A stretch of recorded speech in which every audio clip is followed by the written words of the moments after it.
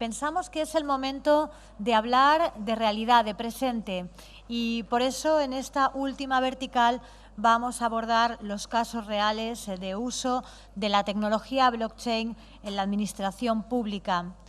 Creo que ya están preparados nuestros ponentes, integrantes de esta última vertical, y también el moderador, así que vamos a comenzar llamándoles uno a uno.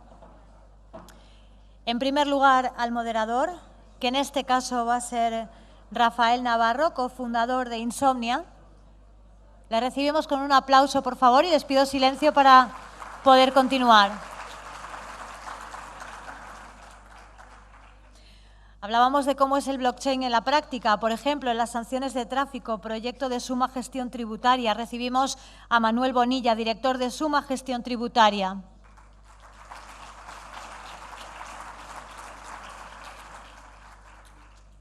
¿Y cómo será el blockchain en las universidades públicas valencianas, en la red Block Universitas? Llamamos a Ramón Martínez, Senior Developer Vice Blockchain Lab, Universidad de Alicante. Bienvenido, Ramón. El blockchain llega también a los puertos a través del proyecto Conceptual y recibimos a Pablo de Castro, CEO fundador de Conceptual Knowledge Logistics and Technologies SL y profesor asociado de la Universidad de Cantabria.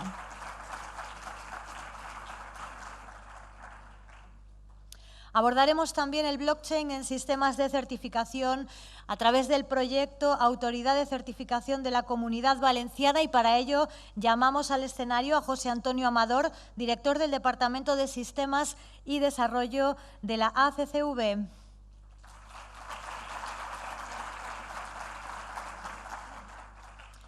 Y el blockchain en la propiedad intelectual no podía faltar encontrándonos como nos encontramos hoy en la sede de la EUIPO, proyecto EUIPO, y para ello llamamos a Miguel Ortega, asesor del director del Departamento de Transformación Digital de la UIPO.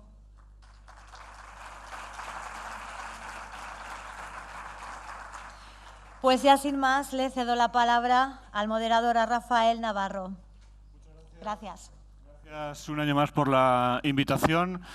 Me vuelvo a tocar la última mesa, Manuel, con lo cual, como vamos con un poco de tiempo desconfigurado, vamos a intentar ser lo más prácticos, lo más amenos y por lo menos que esta mesa, que es la mesa redonda de casos de usos reales, que sea bueno, pues la que vayamos a conocer in situ en realidad cómo está implantándose el blockchain. ¿Cómo está en el ámbito público? Porque aquí vamos a hablar de administraciones públicas. En el ámbito privado, han hablado antes un poquito, hace 2 meses apenas en la Hannover Messe, en la feria más importante de la digitalización de la industria, se hablaba de 2 grandes retos para este año, el 5G y la implantación del blockchain dentro de las fábricas para control de los productos, de las piezas defectuosas y fuera con la trazabilidad. Y hemos visto ya la popularización en el aspecto de la trazabilidad. Recordarán el anuncio hace poquito de Carrefour con los pollos camperos. También se está aplicando en el ámbito del vino, se está aplicando en el ámbito del aceite, mucho en el ámbito de la agricultura. Pero aquí vamos a hablar del ámbito de la administración pública. Como vamos mal de tiempo, yo voy a invertir un poco el orden y voy a lanzarles, antes de que intervengan, una pregunta general para todos y así que la vayan respondiendo y nos ajustamos más al tiempo.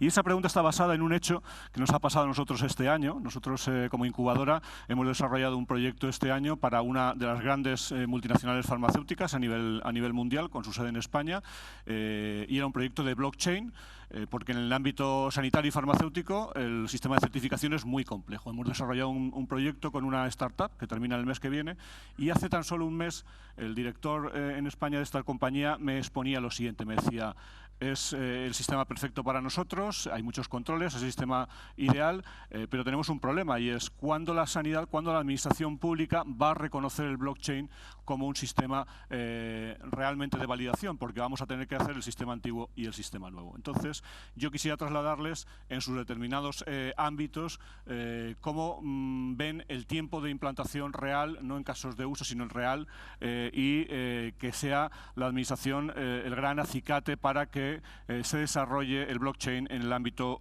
privado o público-privado.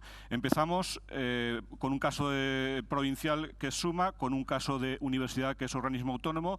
Tenemos otro caso relacionado con organismos del Estado, de puertos del Estado, autoridad autonómica y europea, o sea que lo tenemos, digamos, todo representado.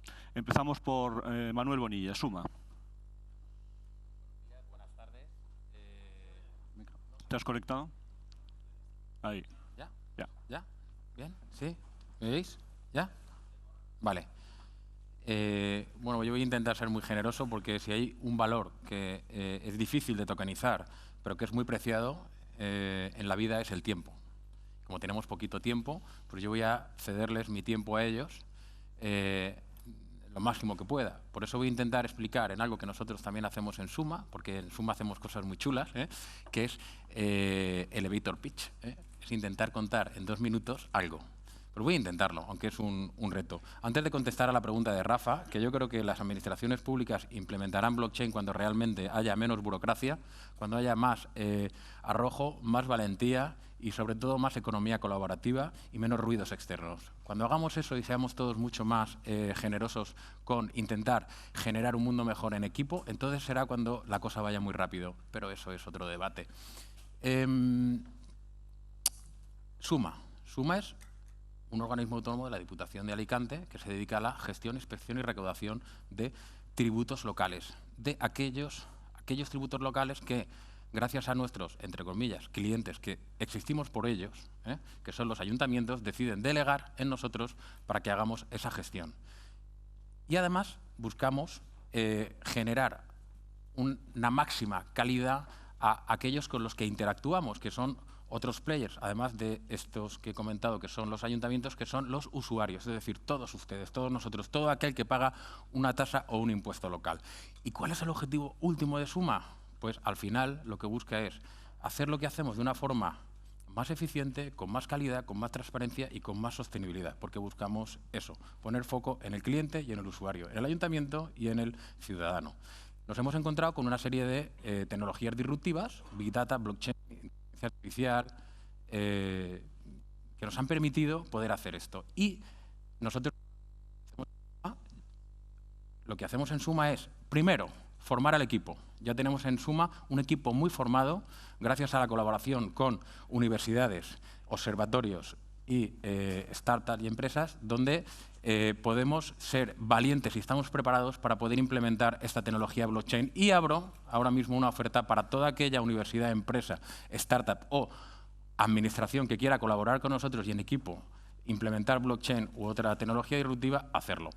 Bien, dicho esto, y con este equipo ya formado con mucha generosidad, con mucha valentía y con muchas ganas y especialmente con mucha motivación, decidimos hacer un caso práctico. Un caso práctico en una cosa que nosotros hemos creado que se llama Suma Innova. Por cierto, sabéis que ha sido recientemente premiada como importante por el periódico El Diario Información. Y lo que hacemos es, en nuestro sandbox, hacer pruebas de concepto. Cuando es un caso de éxito ya en real, testado con una metodología muy low cost, ya lo que hacemos es escalarla al core. Bien, pues nosotros ahora mismo, en ese ciclo, en esa cadena de montaje, estamos ahora mismo ya no estamos en el sandbox, tampoco estamos en la escalabilidad, estamos en el test, es decir, en real, una prueba de concepto. ¿Y qué hemos elegido? Pues bueno, una cosa muy chula. ¿Cuál? Un coche, un vehículo. Un vehículo es el elemento que hemos tokenizado, es decir, ese activo real que lo hemos convertido en activo digital. ¿Quién interactúa con nosotros? ¿No van? ¿Me las puede pasar alguien? ¿Manualmente? Bien. ¿Quién interactúa con Suma? Pues los registradores, el Ministerio, la Dirección General de Tráfico, los ayuntamientos, la Generalitat Valenciana, los gestores. Todos esos participan en la cadena de valor que pueda tener algún tipo de implicación con un vehículo / una sanción de tráfico / un impuesto de circulación. Bien, pues el objetivo de Suma, gracias al blockchain, era crear la trazabilidad desde que se pone una sanción hasta que se cobra, para que sea transparente, para que sea todavía mucho más sostenible, porque eliminamos el papel, para que sea con mucha más calidad y, sobre todo, para que nos genere ahorro y podamos seguir siendo mucho más eficientes. ¿Qué hemos hecho? Pues hemos hecho pruebas con distintas tecnologías y distintas plataformas como Ethereum, como BigChain, que es al final la que hemos elegido. Ni más ni menos, que hemos colgado, si me pasáis a la siguiente, 400.000 cargas en este proceso test. De hecho, nos ha permitido descartar Ethereum, porque se nos quedaba corta. Tener en cuenta que están moviendo unos 6 millones de gestiones. Nosotros ya con la prueba eran 400.000. ¿Y qué nodos hemos creado? ¿Qué nodos hemos utilizado? Pues estos que veis aquí, es decir, la Dirección General de Tráfico, la Policía, la Diputación, el Ayuntamiento, el nodo Suma, la Universidad de Alicante. Hemos creado nodos, además. Todo esto es virtual, todo esto es ficticio, todo esto es una prueba de concepto interna, en real pero interna, ¿vale? Todos son datos ficticios y todo sí que se ha hecho, pero de una manera muy teórica. Pero hemos probado desde Ámsterdam, desde Bruselas, desde Alicante, en otras partes de España, y ha funcionado. Y nos ha permitido, además, extraer una serie de datos. Siguiente. Y esta es la realidad, es decir, esto, que vuelvo a decir que son datos ficticios, es la realidad de un proyecto piloto que se ha hecho en Suma de manera real, con nodos distribuidos en todo el mundo, en el que nos ha constatado que el blockchain ya está preparado para aportar valor a la sociedad a través de las administraciones públicas, concretamente a través de un registro, un seguimiento de la tokenización de un vehículo, que un vehículo no es solamente la sanción de tráfico, también es la matrícula. Por lo tanto, ahí puede intervenir mucho más la Dirección General de Tráfico. Por cierto, aprovecho para decir que realmente el verdadero impulsor, el centro de la tokenización de un vehículo debería ser la DGT. Y nos abrimos a, y puede valer incluso como ofrecimiento y como titular, a que Suma está preparada para establecer ese lanzamiento y esa colaboración con la DGT para España, para ponernos todos de acuerdo, gracias al blockchain, como decía María Parga, para en esa economía colaborativa y distributiva poder tokenizar para toda España los vehículos e ir aportando valor. Nosotros no tenemos mineros, por lo tanto incluso no hay esa, que imagino que lo habrán hablado durante todo el día hoy, ese desgaste fundamental de energía. Nosotros la validación lo hacen los propios nodos. Y nada más, simplemente quería, y creo que por lo menos lo he intentado, que vieran que es posible en una administración pública local el poder utilizar blockchain a través de un activo como es el vehículo, que se puede tokenizar, utilizando nodos en distintas partes del mundo de administraciones públicas y con el objetivo de generar esos implicados, que al final es calidad, eficiencia, transparencia y sostenibilidad. Porque nosotros lo que buscamos es prestar un mejor servicio y de forma más eficiente, como hemos hecho estos 3 últimos años, que gracias a la innovación y a la tecnología hemos bajado la tasa, que es el precio que nosotros le cobramos a los ayuntamientos, 3 veces, con un ahorro aproximado de 3 millones de euros. Muchas gracias y os dejo.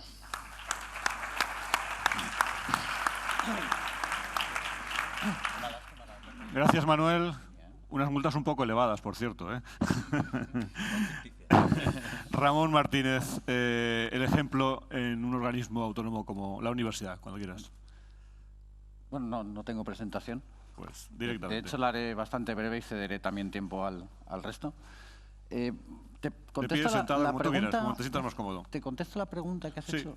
Pues es que me ha extrañado mucho la pregunta, porque en firma electrónica en España somos líderes. Desde el 2003 ya teníamos la ley 59, que ya permitía la firma electrónica de cosas con casi prácticamente cualquier cosa, con un rayajo en una PDA cuando viene el señor de correos, o con un PIN en una tarjeta, o incluso marcando un checkbox en una página web. ¿Acepta usted? Y tú marcas el checkbox, que antes te lo daban hasta marcado, ahora ya están obligados a no dártelo marcado. Y ya era válida esa firma ante la Administración. Desde el año pasado, hace ya 2 años, está el reglamento IDAS en toda Europa, que permite 3 tipos de firma. Firma básica, que sería esto que estamos diciendo, es una rayita, una cruz o un PIN en una tarjeta, y podemos mover dinero con 4 dígitos. Firma avanzada es la que ya entra criptografía dentro de ella, que sería donde está el blockchain. El blockchain está utilizando criptografía de clave elíptica, con lo cual es ya bastante avanzada. Y firma cualificada. La diferencia con la firma cualificada es que la firma cualificada tiene presunción de veracidad. No, o sea, sería al revés. Tendría que venir, en el caso de una firma avanzada, que es el caso de un blockchain, bueno, pues un perito tendría que demostrar que esa firma no es correcta. En el caso de firma cualificada ya sería prácticamente imposible el demostrarlo. El principio del reglamento IDAS dice, esto es para toda Europa, que ninguna firma, o sea, ninguna prueba, ninguna firma, puede ser descartado por el mero hecho de ser electrónico. Entonces, realmente yo creo que no hace falta esa homologación porque ya está homologado a nivel europeo. Homologar todo el proceso interno del farmacéutico. Vamos con tu ejemplo, porque es que si no nos vamos a ir de tiempo. Vuestro caso en las universidades públicas valencianas. Bueno, nuestro caso prácticamente hace un año, porque también parte todo un poco del foro de Suma del año pasado. Comenzamos a ver que teníamos que hacer pruebas de concepto, pruebas con cosas, y decidimos el hacer una red interna, primero una testnet, que se empezó en el propio mes de junio, finales de junio, julio. Estuvimos probando la testnet sin ningún tipo de problema hasta octubre, que ya comenzamos con la red en real. Comenzamos la red en real entre la Universidad de Valencia, Universidad Politécnica de Valencia, Universidad Miguel Hernández y Universidad de Alicante. Prácticamente todas las universidades públicas de la Comunidad Valenciana. Y bueno, de hecho lo estrenamos con una aplicación de congresos en la cual ya pudimos dar tokens a la gente que venía, firmar sus certificados, además con firma electrónica IDAS, el 19 de octubre en el Colegio de Notarios.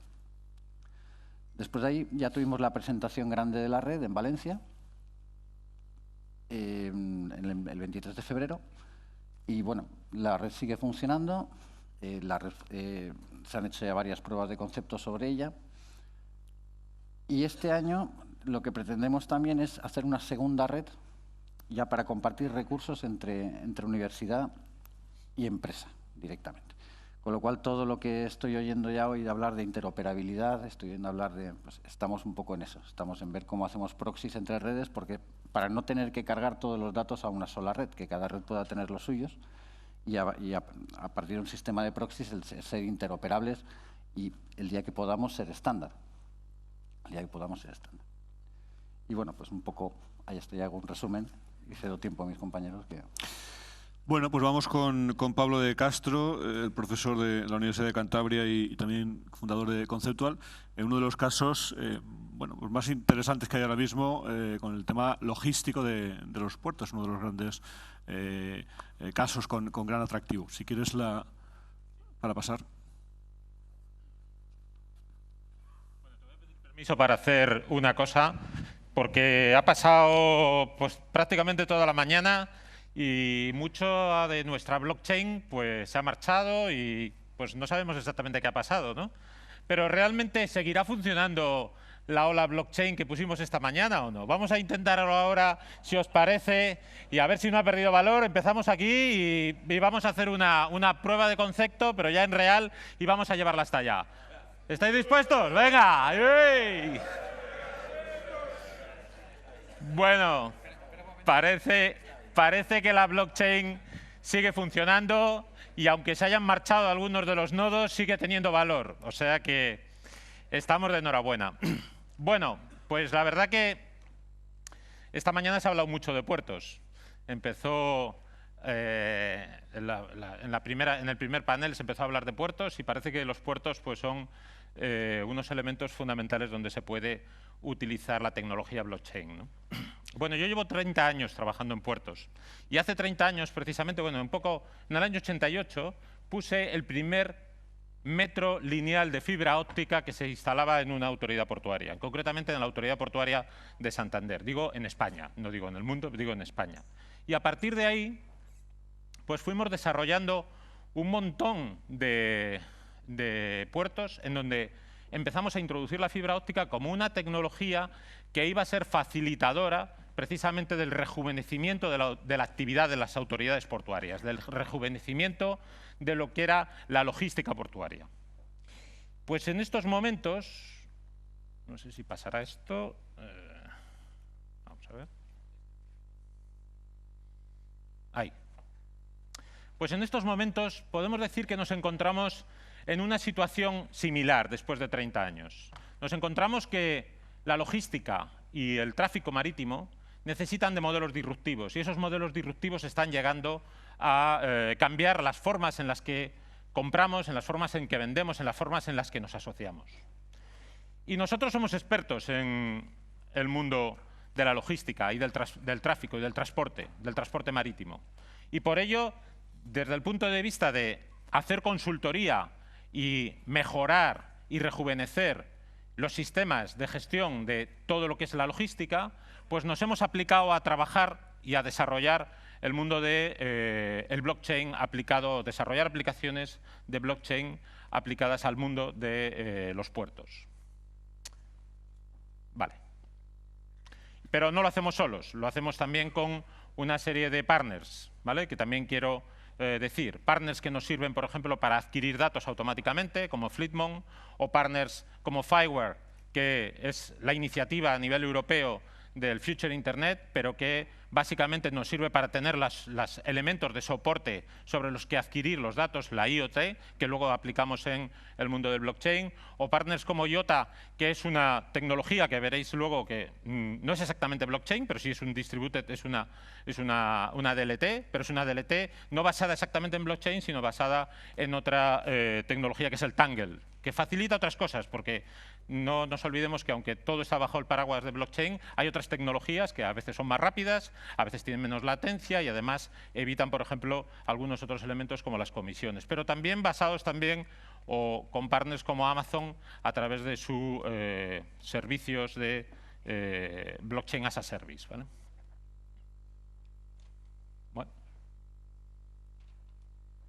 Bueno, y además de los 30 años que llevamos trabajando en puertos, pues también decir que pues hace 2 años empezamos una actividad que fue desarrollar un estudio estratégico de cómo iba a afectar todas las tecnologías de la industria 4.0 en el ámbito de los puertos. Y una de las que decidimos y pusimos en el estudio como fundamentales era precisamente la blockchain. Hay otras muchas, como el Big Data, como la inteligencia artificial, pero también definimos que la estrategia de puertos del Estado, la estrategia de los puertos que forman parte, de los 27 puertos que forman parte de la red de puertos nacionales, tenía que ir orientada a convertirse en puertos conectados 4.0 y una de ellas, una de las tecnologías clave iba a ser la blockchain.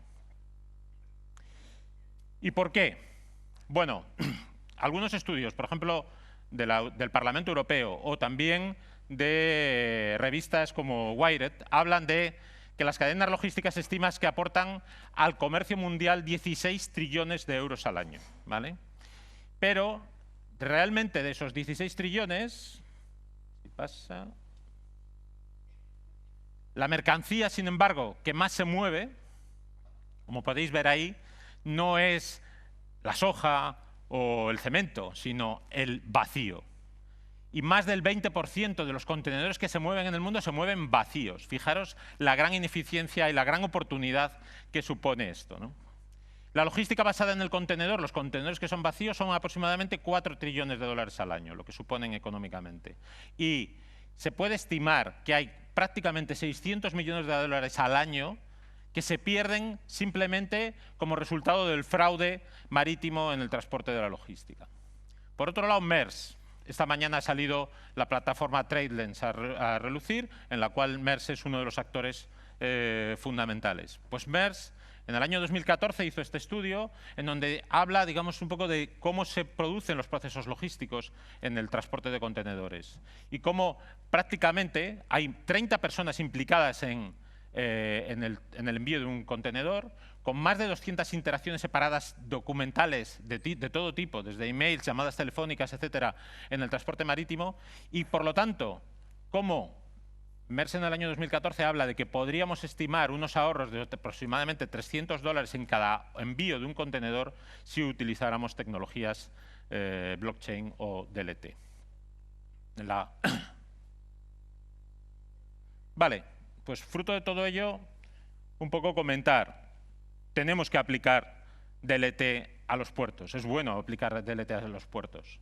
y a las empresas portuarias, no solamente a las autoridades portuarias, sino también a las empresas que mueven. Pero hay que hacerlo con una metodología, y esta es un poco la metodología que aplicamos. El primer punto es educar, que la gente aprenda, que sepa lo que es el blockchain, para lo cual hay que distinguirles, y hoy se ha hablado mucho entre lo que es el mundo físico y el mundo digital, y cómo hay una equivalencia, porque hay actuadores, hay sensores, y todos esos tienen su representación en el mundo digital. Pero también hay activos, y como decía Carmen esta mañana, pues esos activos tienen sus gemelos digitales, y esos gemelos digitales, digamos, son la clave, son los que van a ser los tokens que van a permitir, de alguna forma, poder hacer un aprovechamiento y una transmisión y que de alguna forma, todas las demás tecnologías que ponemos encima, como el Big Data o como la inteligencia artificial, sirvan para mejorar el camino. En cualquier caso, primer punto, educar. Primer punto, que la gente aprenda, que la gente conozca los conceptos, para poder, en segundo lugar, identificar las oportunidades y desarrollar una estrategia. Y luego no queda otro remedio que generar productos mínimos viables, generar pruebas de concepto. Y en eso estamos aplicándonos, a generar pruebas de concepto que luego puedan ser, en un cuarto punto, escalables. Porque lo importante es luego la escalabilidad. Pero para hacerlo escalable y siguiendo las metodologías de Lean Startup, necesitamos primero hacer productos mínimos viables, pruebas de concepto que podamos luego desarrollar. Esa es un poco la metodología. Y bueno, hay un elemento fundamental en el transporte marítimo que es el documento único de escala. El documento único de escala es el que permite procesar la entrada y el despacho y la salida de un buque cargado de mercancías. Esto normalmente pues se hace a través de una plataforma de compensación en donde los mensajes van cambiándose de un lado al otro, ¿no? Van cambiándose entre los diferentes actores y van siguiendo un proceso secuencial. Realmente, ¿qué oportunidades tenemos para hacer este proyecto que estamos desarrollando? Pues es construir una DLT que permita el intercambio de toda la información y, sobre todo, automatizar los procesos. Es decir, que en la automatización del despacho de la mercancía, desde el mismo momento en que se sabe que un barco está llegando a puerto, ya no haya intervención humana, por lo tanto, no haya supervisión, no haya la capacidad o la necesidad de estar verificando por parte del consignatario, por parte de la autoridad portuaria, por parte de la Capitanía Marítima, por parte de la estibadora, por parte de los prácticos del puerto, que no haya necesidad de estar continuamente verificando información, sino que sea lo más automatizada posible. Y para ello, pues tenemos que basarlo en extraer la información. Y tenemos mucha información que puede ser automatizada. Por ejemplo, tenemos la información de dónde está el barco en cada momento.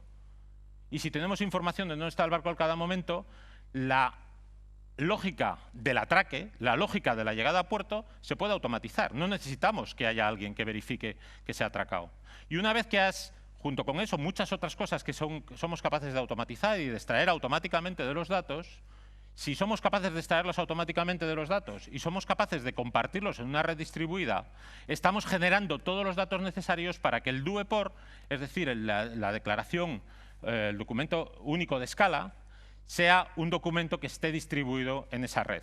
Y lo estamos haciendo a través de, en este caso, de una red como IOTA, que permite, de una cadena, digamos como IOTA, que permite precisamente que no haya comisiones y que no haya, o que la latencia sea la mínima. Está todavía en pruebas la IOTA, pero nos está permitiendo, digamos, avanzar, ¿no? Este es un primer paso. Otro paso. Un problema medioambiental importante, que en un momento determinado se soluciona en el tráfico marítimo con el reglamento MARPOL. Es la polución en el mar. Los barcos, cuando están navegando y están generando residuos. Y esos residuos les almacenan en unos depósitos. Y esos depósitos, seguramente habéis oído hablar mucho de que en un momento determinado los barcos soltaban cuando estaban en alta mar porque era la mejor manera de deshacerse de esos residuos. Y eso provoca contaminación. A partir de un momento determinado se genera el reglamento MARPOL y la directiva MARPOL establece que cada barco que tenga un determinado número de residuos tiene que, en el próximo puerto de destino, tiene que soltar esos residuos y tiene que haber una empresa que gestiona esos residuos y los trata. Y por ello tiene que pagar. Tiene que pagar la consignataria y tiene que pagar la autoridad portuaria, que a su vez recibe el dinero de la consignataria. Bueno, pues es un proceso muy sencillo y por lo tanto tenemos que utilizar la DLT o la cadena de bloques, la blockchain, precisamente para tratar de automatizarlo. Y me han pasado la diapositiva, ¿o la he pasado yo? Sí. ¿Qué es lo que hacemos? Pues importante, que no haya personas que verifiquen, sino que funcione luego para que el proceso sea automático y el contrato se establezca y se ejecute automáticamente. ¿Cuál es el principal elemento? Primero, captar cuál es el nivel de llenado de los tanques. Con lo cual tenemos que poner sensores, tenemos que poner unos elementos que midan el nivel de llenado y que transmitan automáticamente esa información. Segundo lugar, tenemos que tener la posición de los barcos. Tenemos que saber dónde están los barcos, cuál es el próximo punto de destino. Para lo cual tenemos que automatizar la lectura de lo que se llaman los EYES, los sistemas de identificación automática del barco, para integrarlos dentro de la cadena de bloques. Y una vez que tenemos eso, lo que tenemos que aplicar son los algoritmos, es decir, los contratos, los smart contracts. Y son muy sencillos porque son fórmulas matemáticas. Al final, si yo estoy midiendo y ha llegado el nivel de sensor que me estoy transmitiendo y está pasando por el 50%, automáticamente la cadena de bloques es capaz de definir que el siguiente paso es que tiene que comunicar al resto de los nodos, llámese Capitanía Marítima, llámese las empresas de Marpol, del siguiente puerto donde va a ir, del puerto de destino, tiene que comunicar la información para que estos pasen a recogerla. Y una vez que la recogen, el tanque va a quedar vacío, va a quedar por debajo del 2%. Es decir, que va a poder ser capaz el nodo correspondiente de emitir ese certificado. Y esa emisión de ese certificado tiene que hacer que se liberen las tasas, el pago de las tasas que correspondan. Bueno, pues este es un ejemplo muy sencillo, junto con el otro, de cosas que se pueden hacer en el mundo portuario gracias a una tecnología disruptiva que ha llegado, como llegó hace 30 años la fibra óptica, hoy ha llegado el blockchain. Estamos en los comienzos. Cuando empezamos con la fibra óptica, yo me recuerdo un congreso parecido a este en el Palacio de la Magdalena, y entonces alguien, en este caso era el secretario de Estado de Transportes, dijo por primera vez, en los puertos hace falta más fibra óptica y menos muelles, menos hormigón. Y yo ahora digo, en los puertos hace falta más tecnología blockchain y menos hormigón, más capacidad de transmitir información y menos capacidad de gastar en grandes infraestructuras. Y muchas gracias y bueno, si alguien está interesado y quiere además colaborar con nosotros, pues nosotros estamos aquí tratando de proveer soluciones blockchain en este mundo que es un mundo VUCA, un mundo volátil, incierto, complejo y ambiguo en el que nos movemos. Muchas gracias.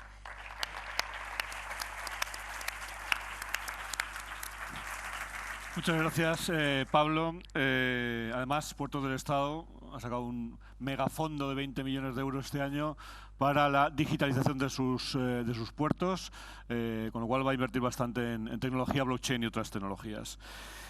Vamos con José Antonio Amador, que es director del Departamento de Sistemas de Desarrollo de la Autoridad de Certificación de la Comunidad Valenciana. La visión autonómica desde el punto de vista de los casos reales de uso en la Comunidad Valenciana. Cuando quieras, José Antonio. ¿Se escucha? Sí. Bien. Hola, buenas tardes ya. Yo no os voy a hacer la ola. Espero que me lo agradezcáis. Voy a hablar de la experiencia de la CCV con esta tecnología. La CCV, primero voy a explicar un poco qué es la CCV y cómo nos hemos involucrado en estos temas. La CCV es la Agencia de Tecnología y Certificación Electrónica que se ocupa de... que es un prestador de servicios de confianza cualificada. ¿Qué quiere decir eso? Quiere decir que emitimos certificados y sellos de tiempo y credenciales asociadas a todo lo que son personas físicas y jurídicas para la tramitación electrónica. Realmente lo que vendemos es confianza. Somos una tercera parte de confianza. Y esto es bastante porque digamos que estamos en las antípodas de lo que la blockchain como tal representa. La blockchain es la identidad distribuida, es la identidad descentralizada. Nosotros somos, por decirlo así, el enemigo de ese concepto, porque somos la identidad centralizada. Damos garantía de esa confianza frente a terceros en base a unos procedimientos muy establecidos, muy tasados, que permiten garantizar que una persona es quien dice ser y que las credenciales que está ofreciendo a través de la red son las que son. ¿Vale? Somos, como decía, un prestador de servicios de confianza cualificado. Estamos acorde a la nueva normativa EIDAS que se ha puesto en marcha para el marco europeo. Tenemos las certificaciones necesarias para operar a nivel internacional, las ISOs, etcétera. Y en Orígenes, como comentábamos antes, somos una iniciativa pública. Somos un proyecto iniciado en la Generalitat Valenciana hace ya unos cuantos años, en el 99.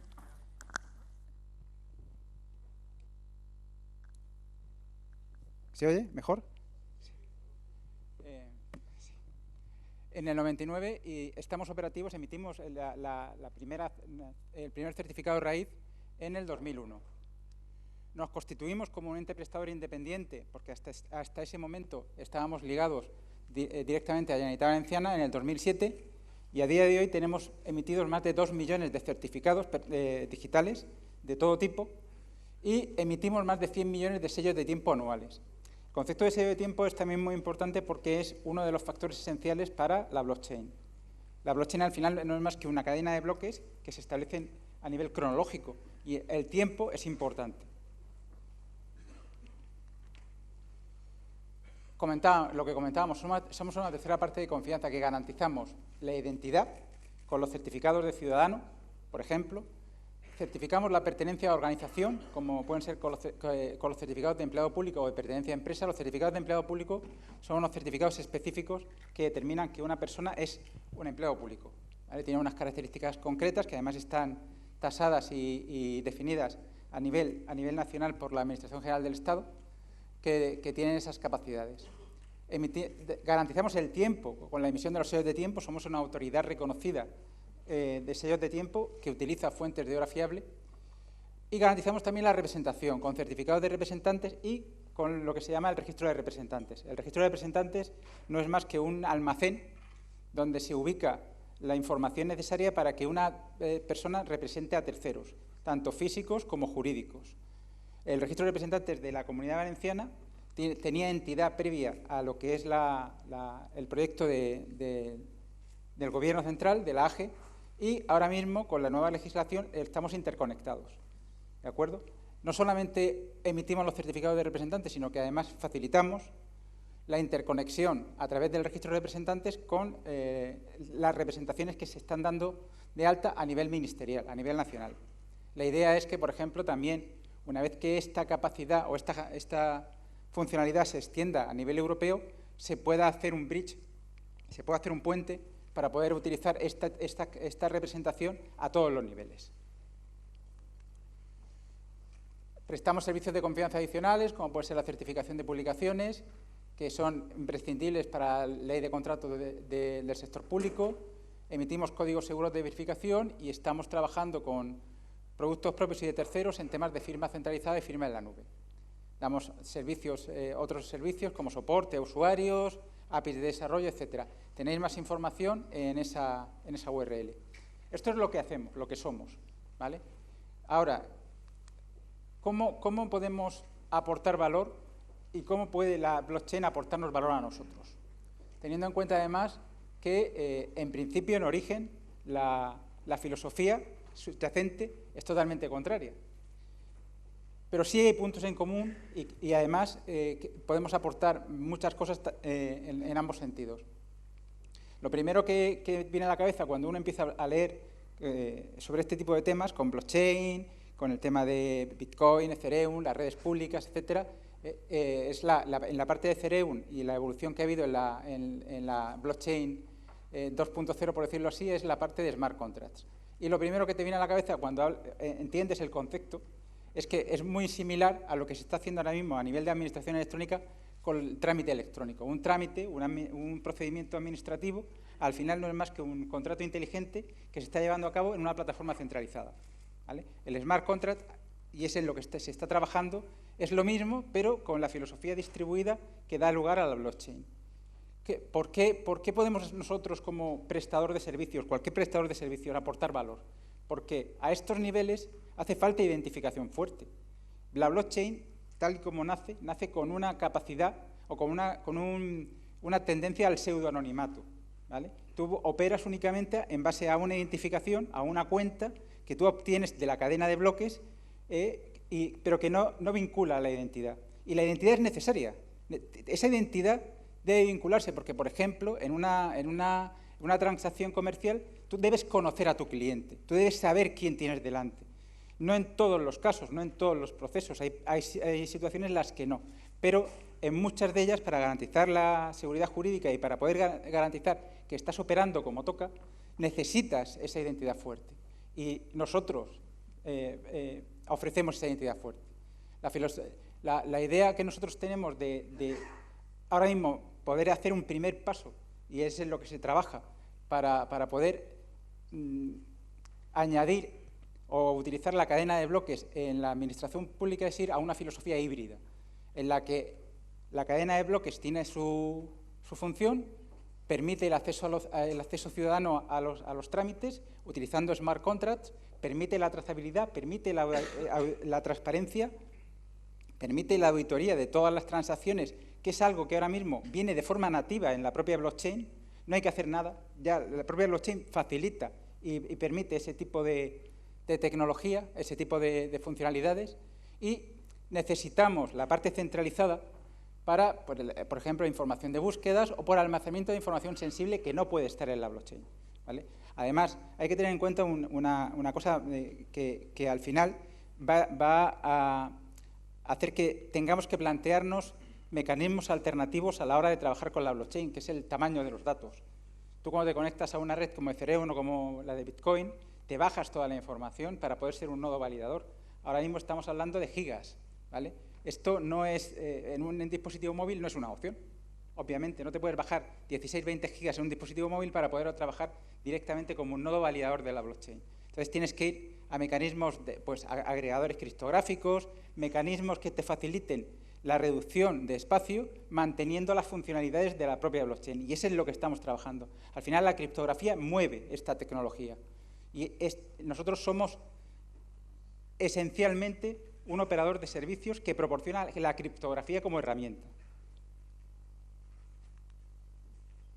Lo que comentábamos, tenemos muchos puntos en común.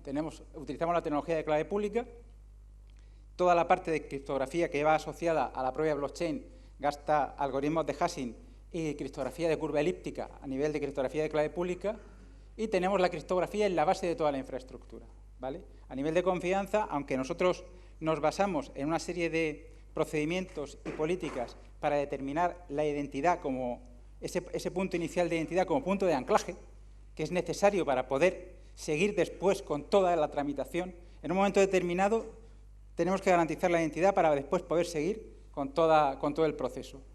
Ese punto es el que determina que al final nosotros aportemos ese valor. Y las diferencias, obviamente, pues la tercera parte de confianza frente a confianza distribuida, lo que comentábamos. Blockchain se basa en una conversación entre iguales, entre pares. No hay nadie que mande, ni nadie que diga quién tiene razón o no. Para eso está el consenso y para eso están las pruebas de trabajo y todo lo que es la parte de intercambio de información entre nodos. Y nosotros proporcionamos la identidad fuerte frente al pseudoanonimato que tienen las redes abiertas, sobre todo. No estamos hablando de redes permisionadas ni de redes privadas, que ahí, obviamente, cada uno puede establecer los mecanismos de identificación que considere. Estamos hablando de las redes abiertas porque, al final, la parte de administración pública se debe basar en las redes abiertas. La necesidad de establecer relaciones entre claves. El par de claves que se genera a partir de la blockchain es CDSA SET 256K1, y la entidad en blockchain, por ahora, si nosotros no aportamos ese valor, se basa en la posesión de la clave privada. Si tú tienes la clave privada de un activo, tienes el activo, independientemente de la identidad que haya detrás, porque no puedes garantizar nada más. Entonces necesitas que alguien garantice que esa identidad que tú eres esa identidad. ¿Cómo se hace esto? Pues, por ejemplo, ACCV firma la parte pública y vincula el par de claves a una entidad fuerte. Es así de sencillo, ¿vale? En una primera fase, nosotros garantizamos que ese par de claves pertenecen a una entidad. Eso se hace con unos procedimientos bien establecidos y normalizados para asegurar la identidad, ¿vale? Eso ya está hecho. Esos procedimientos son los que determinan cómo el prestador de servicios de confianza presta sus servicios. Y tenemos una red de puntos de registro de gran capilaridad en la Comunidad Valenciana y cada vez más a nivel nacional. Permite utilizar el mismo par de claves para operaciones de administración, para operar con la administración y realizar la firma digital cualificada, siempre que se permita, y no interfiere con el funcionamiento normal de la blockchain, ¿vale? Nosotros no vamos a meternos cómo funciona directamente la blockchain, porque lo que nosotros proporcionamos es un valor añadido para poder operar, pero no nos metemos, no hacemos la labor de gran hermano, porque a ese nivel a lo que a nosotros nos interesa es que la comunicación entre pares sea correcta. La facilidad para interoperar con otros proyectos, ¿vale? Nosotros no tampoco imponemos el tipo de wallet, puedes utilizar cualquier tipo de cartera. Si estás utilizando un wallet hardware, podemos operar con él mientras disponga de unas interfaces que son de uso común y es independiente del perfil. Este par de claves se puede asociar directamente a cualquier tipo de certificado. Puede ser un certificado de representante, puede ser un certificado de sello electrónico para actuación administrativa automatizada, si se diera el caso que es necesario, o puede ser un certificado de ciudadano. A ese nivel, nosotros no determinamos. Lo que sí hacemos es garantizar que el par de claves está asociado a una entidad fuerte, porque eso es el procedimiento que nosotros podemos establecer. Posibles casos de uso, se ha hablado aquí mucho. Pues el tema del voto electrónico, hemos visto cómo poder hacerlo. Hay una identificación fuerte para validar al votante, obviamente, y hay una parte anónima que se desacopla para el voto. Hay proyectos que ahora mismo ya están haciendo eso. Nosotros estamos también mirando cómo poder colaborar. Y los smart contracts, que es lo que decíamos antes, que es lo primero que se te ocurre, asociados a los trámites. La firma digital con entidad fuerte para el smart contract y el blockchain que guarda y registra la transacción, que es la capacidad nativa que nos da directamente la propia cadena de bloques. Las dApps como sustitutos de la plataforma de administración electrónicas tradicionales.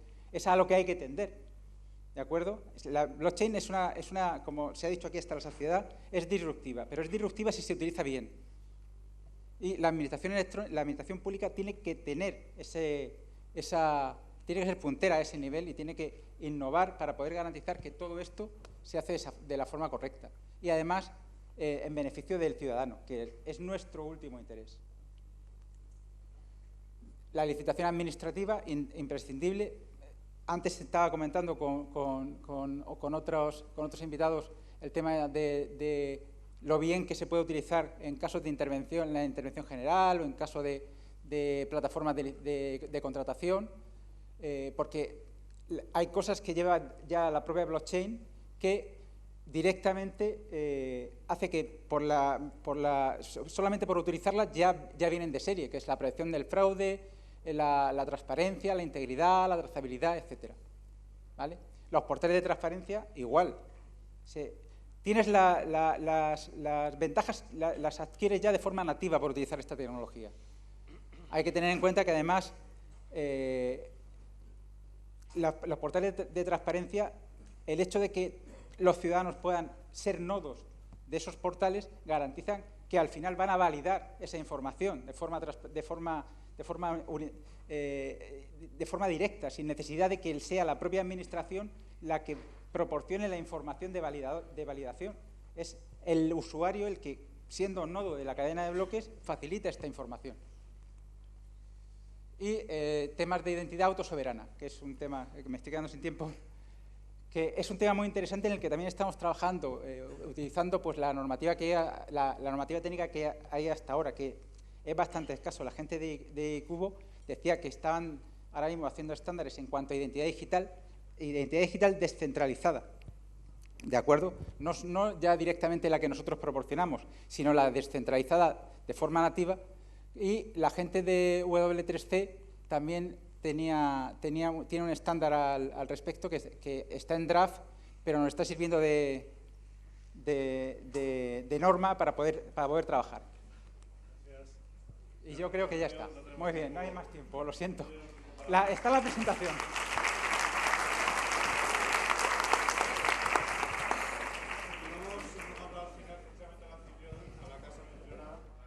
Buenas tardes, ¿me oís? Miguel Ortega, espero que no nos lo tengas en cuenta. Porque todos lo que tenemos claro es que es tarde, ¿no? O sea, se nos ha ido el tiempo y esto es tarde. Pero no os preocupéis que mi presentación dura 1 horita o así. No es mucho. Además, tenéis que tener en cuenta que soy lo que está entre vosotros y el cóctel. ¿De acuerdo?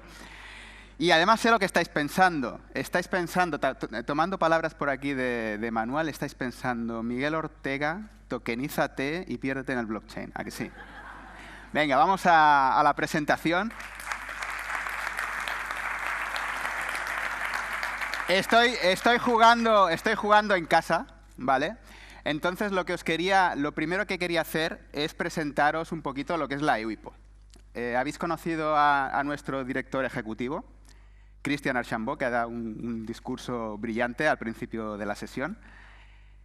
Christian lidera un equipo de unas 1.600 personas, unos 1.000 estatutarios y otros 600 personal externo, que trabajamos en esta oficina con varios objetivos. Y es que yo estoy un poquito cansado de ir andando por Alicante, esta gran ciudad, y que me pregunten, cuando alguien me pregunta dónde trabajas y digo la EUIPO, entonces dicen, ¡ah, sí! La oficina de patentes. Pues no.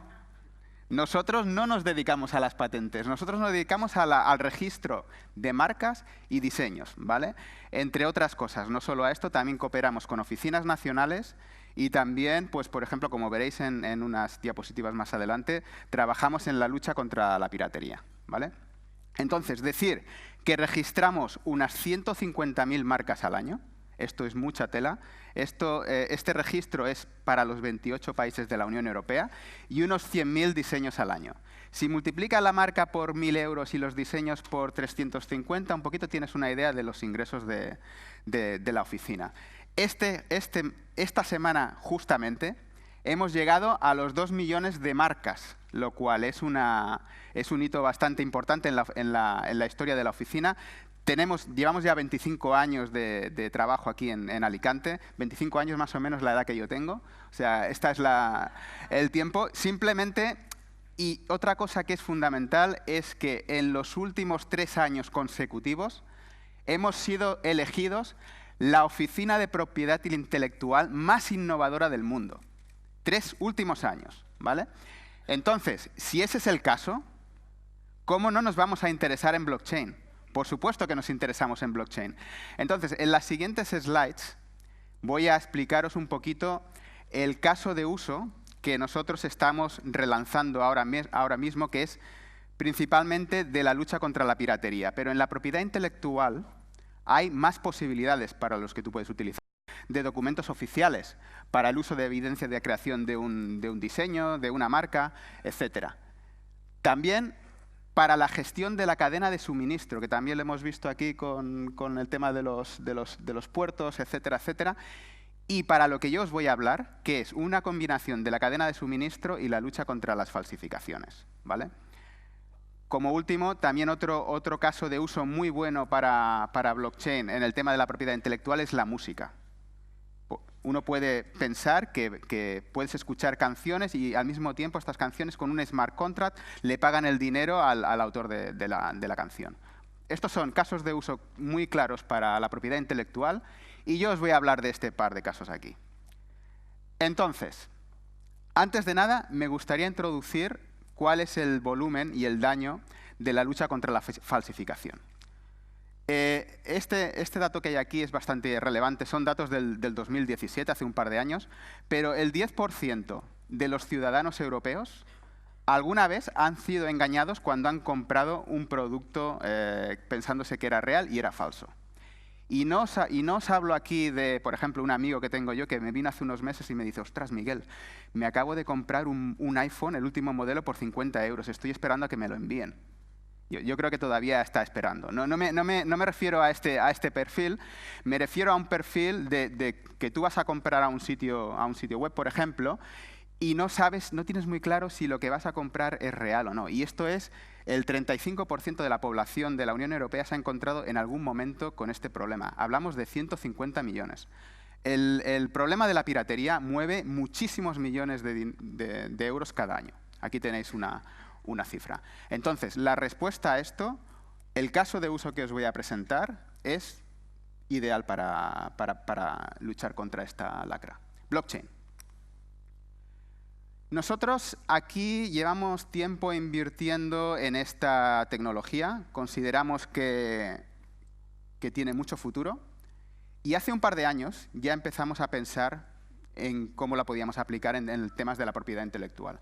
Entonces, el año pasado, más o menos por estas fechas, organizamos un evento en Bruselas donde reunimos a un montón de programadores de la tecnología, representantes del sector privado, representantes del sector público. Imaginaros, los metimos en una sala como esta, unas 300 personas, y les dijimos, ahora tienes que estar 48 horas aquí programando, codificando, para crear prototipos, para crear ideas que puedan servir para la lucha contra la falsificación.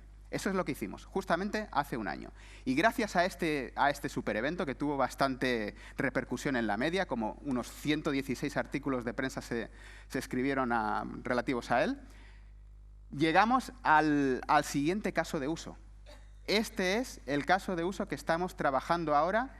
Quiero decir que estamos a nivel conceptual. De momento lo que estamos haciendo es escribir, como aquel dice, los requerimientos, por lo cual todavía no hemos empezado a implementar.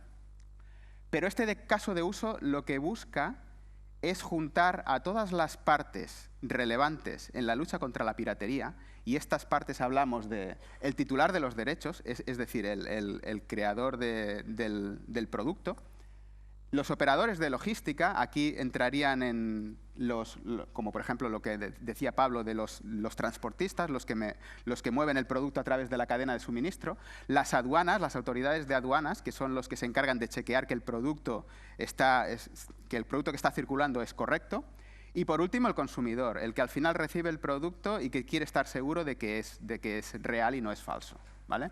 Entonces, como he dicho, este caso de uso, estamos ahora en el momento conceptual, estamos describiendo en un papel los detalles del elemento, y lo estamos haciendo en cooperación con varias partes. Hay una web, que es la web donde movemos todo este tinglado, que os recomendaría que os registréis, porque si tenéis ideas o aportaciones para este caso de uso que todavía está en concepción, serían bienvenidas y estamos dispuestos a escuchar para mejorar en lo que estamos proponiendo. Entonces, ya con esto me voy a la última diapositiva. Os prometo que es la última, no os voy a maltratar más. Esta diapositiva explica básicamente qué es el caso de uso. Nosotros vemos la lucha contra las falsificaciones con 4 perspectivas. Por un lado está la autenticidad. Blockchain nos va a ayudar a asegurar que el producto, si conseguimos tokenizar el producto, estamos hablando aquí, la palabra yo creo clave del día de hoy es tokenizar. Si conseguimos coger un producto, tokenizarlo, meterlo en el blockchain y hacer seguimiento por toda la cadena de suministro hasta que llega al consumidor, entonces con esto probablemente podremos confirmar que ese producto es real y no es falso, ¿vale? Entonces aquí hablamos de las 4 perspectivas. Por un lado estaría la autenticidad y comprobar que el producto es real o no. Esto funcionaría fácilmente en el blockchain. El transporte. En el transporte, básicamente la idea del caso de uso es que cada operador que aparece en la cadena de suministro tiene un wallet. Y el producto que está tokenizado se va moviendo de un wallet a otro a medida que va pasando por la cadena. Entonces, con esto podemos ir siguiendo el producto y podemos también saber, por ejemplo, la procedencia, de qué región viene. Esto lo hemos hablado por ahí antes en alguna ponencia, de qué región viene, de qué está compuesto, cuáles son los subproductos que están compuestos. Y evidentemente con smart contracts, por ejemplo, podríamos hacer que a medida que ese producto va transitando por la cadena, va de un wallet a otro, de una cartera a otro, pudiera enviar mensajes a autoridades competentes o al creador del producto, ¿no? Mensajes de si hay casos de sospecha, del que el producto está siguiendo una ruta inadecuada, etcétera, etcétera. O sea, este es el caso de uso y aquí tenéis un poquito lo que he intentado explicar. Este es el caso de uso que está en marcha. Como vuelvo a repetir, podéis acceder a la página web y dar vuestra opinión o vuestra aportación. Este es el trabajo que queremos hacer en los siguientes años aquí en la WIPO. Pero no solo esto, seguramente habrán otros proyectos relacionados con blockchain porque es una tecnología que creemos que sí que tiene futuro. Entonces, acabo ya.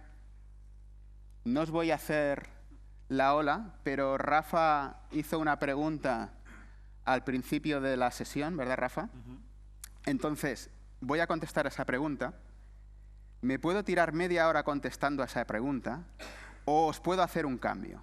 Si hacéis un aplauso, el más largo de toda la sesión, os perdono la pregunta. ¿Vale? 1, 2, 3, ¡venga!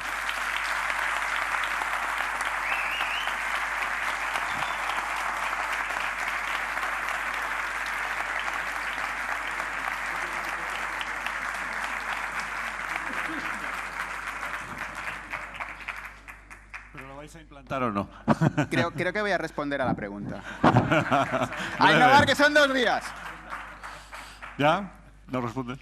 Bueno, terminamos ya. Son las 3. Concluimos ya. Gracias a todos por la presencia. Si Manuel quiere decir algo, concluimos. No, yo simplemente quería, por la generosidad que he tenido, que habéis visto que he tenido que hacer un elevator pitch de 1 minuto contra el tiempo que han tenido, y disculpadme por no haber podido exponer todo el trabajo que ha hecho el equipo de Suma durante este año, gracias también a la colaboración con BAES, el observatorio de la Universidad que está situado en la Universidad de Alicante, pero que son muchas universidades, que además estamos con ellos ya para formar parte de este nodo, que hemos firmado también con Alastria para impulsar todo el tema de blockchain, y estamos con ellos dentro y también vamos a formar parte de ese nodo, porque la conclusión es la siguiente a lo que había dicho Rafa. Lo primero que tenemos que hacer es creérnoslo. Si no nos lo queremos, esto es muy difícil. Mucha pedagogía, tanto externa como interna, con el equipo, mucho reciclaje y mucha formación, menos rigideces en la burocracia y en el tema legal, mucha valentía y, sobre todo, tener claro que esto aporta mucho valor a la sociedad. Nosotros, en la prueba de concepto que hemos tenido, nos hemos dado cuenta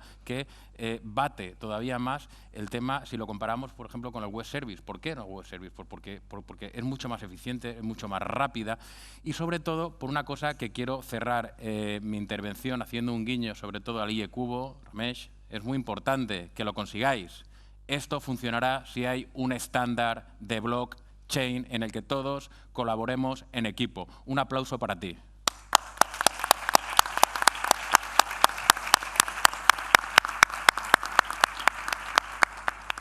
Muchísimas gracias, gracias de verdad. Yo voy a decir un par de cositas muy brevemente antes de dar paso a la clausura, porque no me siento capaz de librar la batalla con el cóctel, así que sé que luego no me vais a escuchar.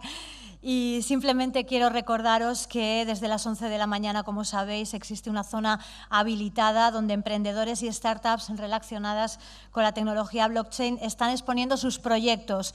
Estará habilitada hasta las 5 de la tarde, podéis pasar a visitarla. A continuación vamos a reunirnos de nuevo en un cóctel donde vamos a poder hablar, hacer networking y poder profundizar un poquito más sobre el tema de una forma mucho más distendida. Y quiero daros una noticia, y es que durante toda la mañana hemos sido tendencia en Twitter. Así que muchísimas gracias también por vuestros mensajes. No os vayáis, por favor, porque vamos a proceder ya a la clausura. Es a cargo de María Parga. Ella es presidenta de Alastria Blockchain Ecosystem y directora general de Bolsas y Mercados Española Innova. Yo ya me despido hasta el próximo año. Muchas gracias y os dejo en manos de María. Gracias. Bueno, pues muchas gracias y enhorabuena. Quiero dar la enhorabuena a Suma, a EUIPO, a Alicante. Enhorabuena por esta experiencia, ¿no?, de ir pasando realmente por todo lo que es el desarrollo de blockchain. Y quiero empezar, bueno, por supuesto, os imagináis que ayer a través de un WhatsApp me dijeron: María, tienes que cerrar el evento de mañana, lo cual, muchas gracias, Manuel, un gran reto.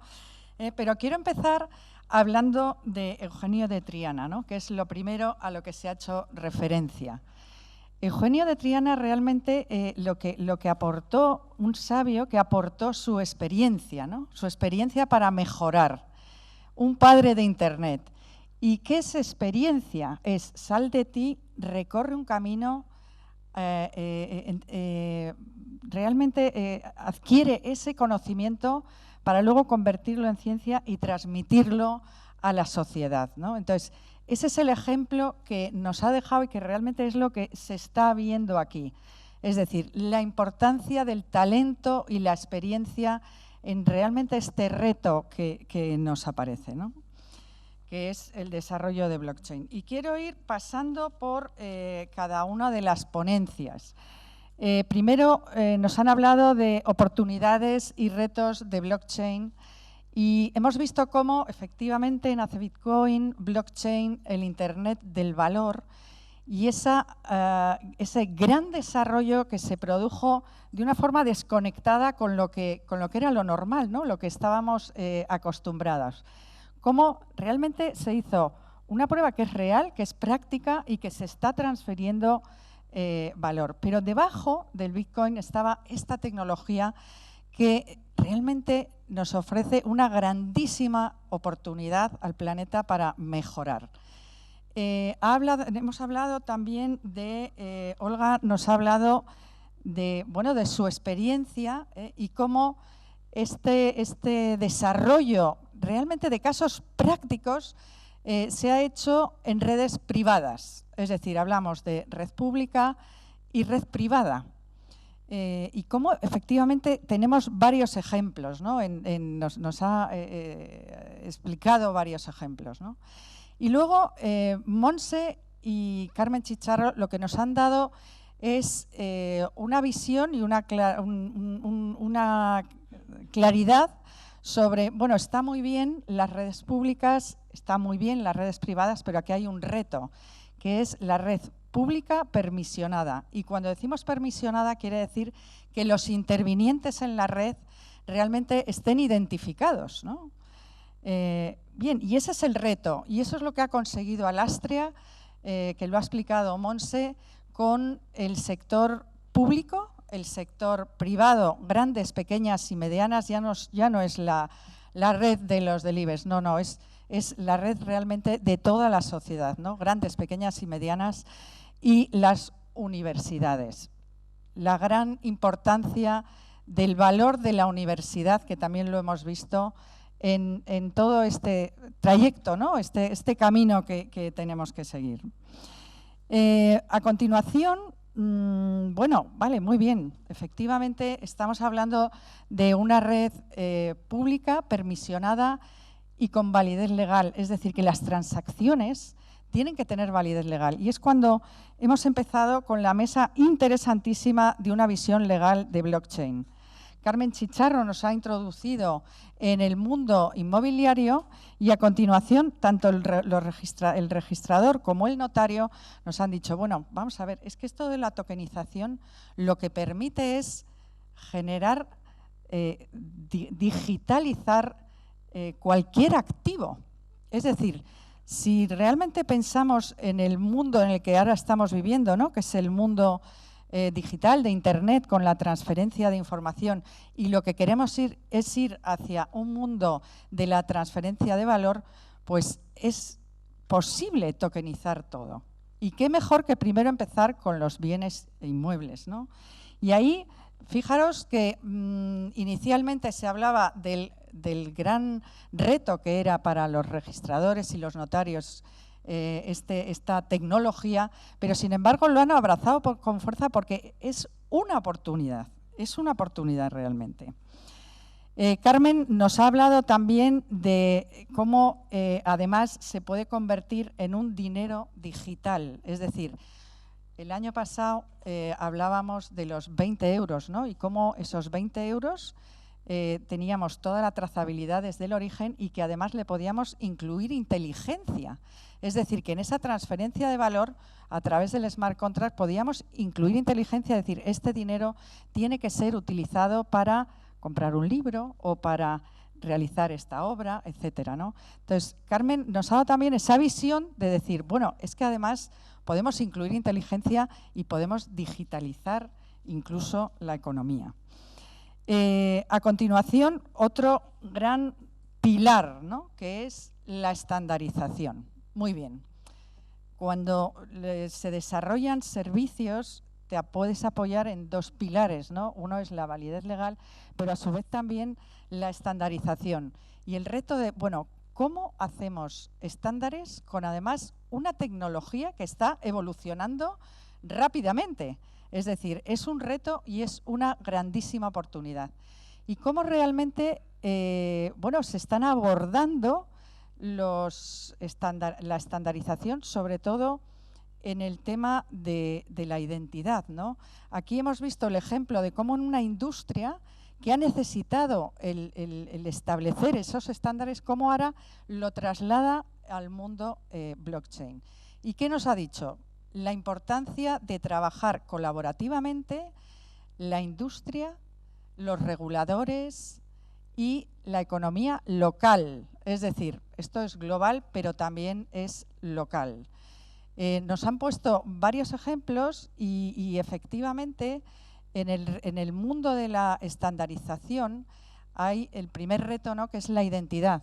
La identidad, y se está trabajando de forma colaborativa en todos los grupos mundiales, que es la identidad, primero, de las personas, la identidad de las organizaciones, la identidad de las cosas y la identidad de los procesos. Es decir, necesitamos un estándar en los procesos, ¿no?, que es lo que hemos visto también con los ejemplos prácticos. Y en eso es en lo que estamos trabajando. Se está trabajando en los grupos de estandarización y fijaros, hace un mes se produjo en Madrid la reunión de ITU, donde están trabajando en el estándar internacional de blockchain de identidad, ¿no? Entonces, lo que decían es que la importancia de la escalabilidad, es decir, esto es una oportunidad para la administración pública y para realmente el desarrollo de la sostenibilidad del planeta, pero es importante que esto sea escalable, ¿no? Entonces, podemos fijarnos en Estonia, pero realmente para el resto del mundo Estonia puede ser un ejemplo que sea escalable. Sí, por supuesto, pero lo que vieron es que en España realmente si somos capaces de crear una red pública permisionada con validez legal, realmente esto sí que sería escalable al resto del mundo. En las redes públicas y privadas realmente hay las ventajas y los inconvenientes, ¿no? Y hay un gran inconveniente que es el gran hermano, es decir, todo funciona muy bien, pero si son redes privadas, realmente tenemos el problema del gran hermano, ¿no? Y aquí realmente Europa es el que tiene la clave. Para Europa es una grandísima oportunidad, porque Europa siempre ha trabajado en lo que es la privacidad y de hecho tenemos unas normativas que realmente son unos frenos, pero es una oportunidad porque efectivamente tenemos que trabajar bajo esos estándares de la privacidad. Luego, por último, hemos visto casos reales del uso de la tecnología blockchain. Y bueno, yo quiero decir que Manuel Bonilla, en el caso que nos ha presentado, hay un tema que es importantísimo, ¿no?, que es cómo acercamos al ciudadano para que sea más responsable. Se ha hablado del ejemplo de la sanidad, cómo realmente tenemos ese reto, ¿no?, de acercar a la persona esta tecnología. Y fijaros que cuando hablamos del caso que ha explicado Suma, realmente lo que nos ha hablado es de las sanciones. Nos ha dicho las sanciones de tráfico y además ha puesto una multa carísima, que yo digo, madre mía, pues sí que es cara esa multa, ¿no? Pero de alguna manera es acercar al ciudadano el hecho de que una multa no es algo negativo, sino que de alguna manera lo que tiene que hacernos es ciudadanos más responsables. Cuando nos planteaban en el vectorial, en el sectorial de salud, el hecho de la importancia de la prevención y de que seamos conscientes de que tenemos que ser responsables con nuestra salud, ¿no? Y prevenir, porque al final nos convertimos en un problema para la sociedad. Pues lo mismo es con el resto de multas, sanciones, etcétera, ¿no? Es decir, ¿cómo podemos ser más conscientes, ¿no? Porque ser más conscientes de que el hecho de que haya multas no es para fastidiarnos, sino que es para que realmente nos convirtamos en ciudadanos más sostenibles y más por todos los sectores, ¿no? Muy interesante también el tema de los puertos, el tema que nos ha presentado también José Antonio Amador, de todo lo que es la parte de certificación, ¿no? Y por último, la propiedad intelectual. Y es la clave, porque, y estamos hoy aquí, porque realmente hacia lo que vamos estamos trabajando en competición, es decir, vamos a colaborar para luego competir. Y realmente estamos hablando continuamente de la estandarización, de cómo tenemos que colaborar todos juntos, pero se ha hablado de la importancia de la propiedad intelectual. Fijaros, hemos tenido un camino bastante largo para incluir a IBM en la asociación Alastria, precisamente por el tema de la propiedad intelectual y de garantizar que efectivamente tenemos que colaborar, pero la importancia de garantizar la propiedad intelectual. Y lo ha explicado muy bien con diferentes ejemplos, ¿no? También muy importante el tema del fraude y la piratería. Es decir, en todas las líneas que hemos venido abriendo, pues el vino y la viña, agroalimentaria, etcétera, etcétera. Entonces, en todos hay un problema de fraude.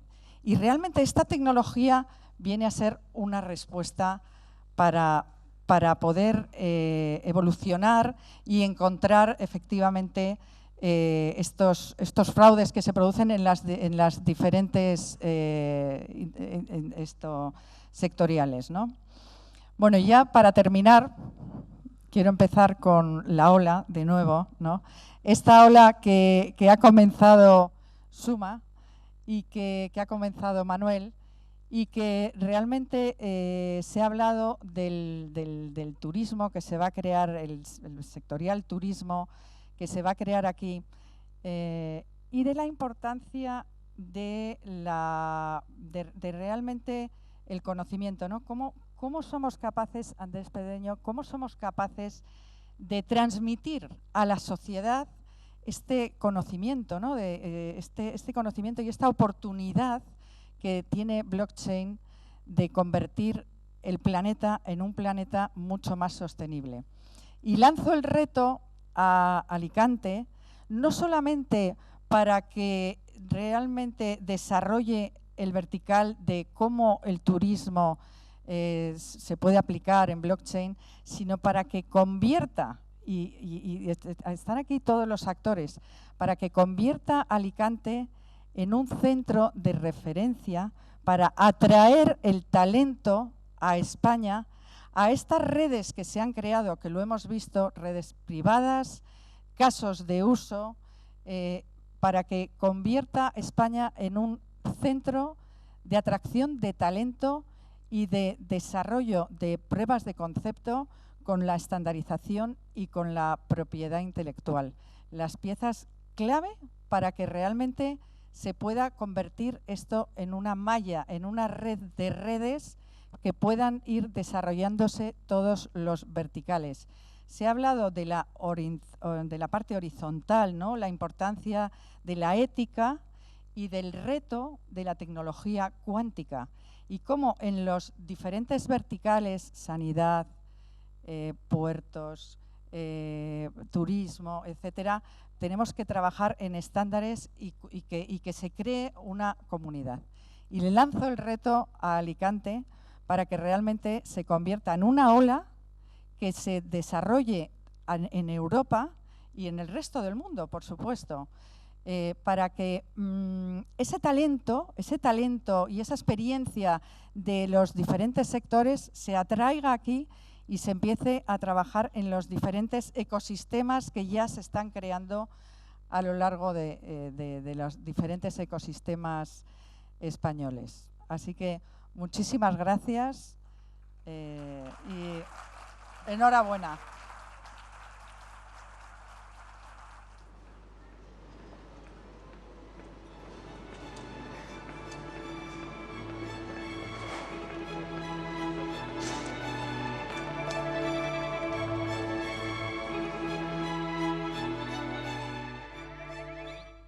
Sí, bueno, hemos terminado. Muchas gracias a todos los que habéis aguantado hasta el final. Muchas gracias a todos los players, a todos los ponentes, a todos los participantes.